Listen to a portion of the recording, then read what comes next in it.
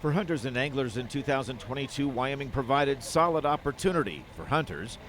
A little bit tougher year, though, for anglers, due to drought conditions that continue to affect parts of the state. Wyoming Game and Fish Department Director Brian Nesvik says hunters in Wyoming reported good success in the field despite a dry fall. And in some waters of the state, the dry year also made its presence felt.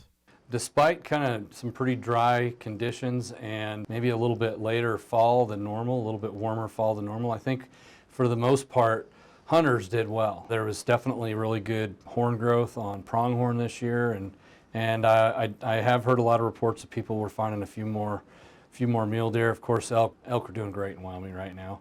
Anglers a little bit tougher. You know, the very dry conditions last spring and in through the summer created some difficulties for sure with some of our anglers, and that's been a couple years in a row now.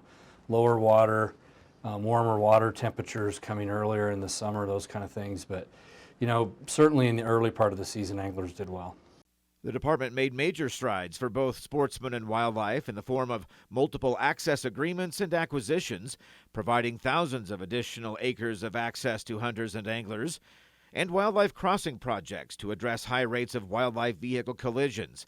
Nesvik also cites the Wyoming Game and Fish Commission's investment in mule deer research.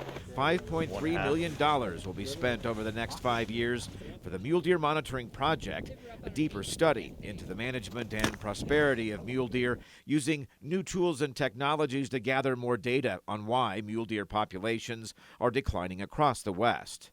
For 2023, Nesvik says a full court press will be employed on keeping aquatic invasive species out of Wyoming, with renewed efforts and resources going to prevent zebra and quagga mussels coming into the state and preventing or reducing impacts of invasive grasses like cheatgrass, ventonata, and medusa head. He says the department is also looking forward to completion of the I-25 Wildlife Crossing project between KC and Buffalo in 2023. This is Ray Hageman with the Wyoming Game and Fish Department.